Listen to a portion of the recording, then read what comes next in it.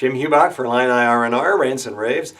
Well, the Illini coming off a big victory last week to the highly ranked Purdue Boilermakers, beating Purdue by 14 points, just gave us a little glimmer of hope that maybe, just maybe, the Illini could go on a winning streak and win enough games to get to the tournament.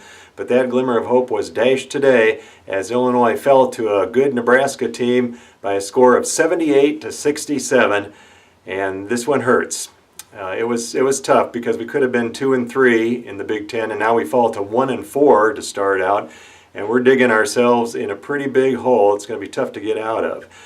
First half, the Illini came out and had some tough times getting it going. They were shooting a lot of threes, and you know the old saying, live by the three, die by the three. Well, Illinois was chucking them up, and not enough of those threes were going in, I'm afraid, and they're just struggling to really be able to drive the ball and take it to the rim, and they're struggling with offensive rebounding still.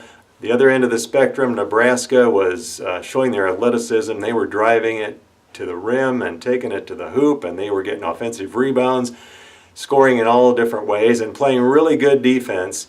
And the halftime score then was 39-30 in favor of Nebraska, and it was going to be a tough halftime, I'm sure, for the Illinois players, because Gross needed to come up with a plan to change things around in the second half, but it just didn't happen. It was much the same in the second half. Illinois had a few chances to get back in the game, but just couldn't do it, as Nebraska played a fine game, and they've got two good freshmen, Glenn Watson from Chicago St. Joe's, and then also the other freshman, Ed Morrow from Chicago Simeon.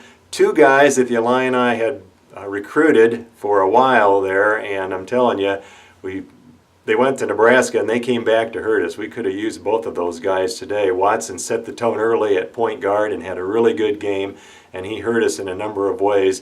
And then they also had that transfer from Kansas, Andrew White, which he had a big game also and hurt us most definitely. And Shields with a big game. They had four guys in double figures. We, on the other hand, struggled, and Malcolm Hill was again our leading scorer with 17 points. Nunn had 15, but they never really got it going like they did against Purdue. And credit Nebraska's defense here today with holding them down below their average. But it's gotten to the point where I think we're going to have to expect a tremendous game from both Nunn and Hill to really have a good chance of winning our ball games. And that's not going to happen every game for sure. We got killed on the boards again, 34-21. And by the way, I wanted to mention too, in that first half, points in the paint, Nebraska 20-4 with points in the paint. So that was a telltale sign. They just killed us there. And now we've got to go Tuesday night to Bloomington to face the Indiana Hoosiers.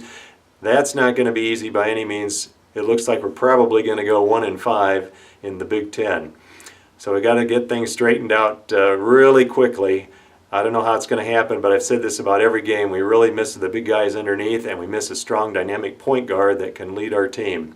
The final, once again, 78-67. The Illini go down to the Huskers. Have an orange and blue evening, and we will catch you next time.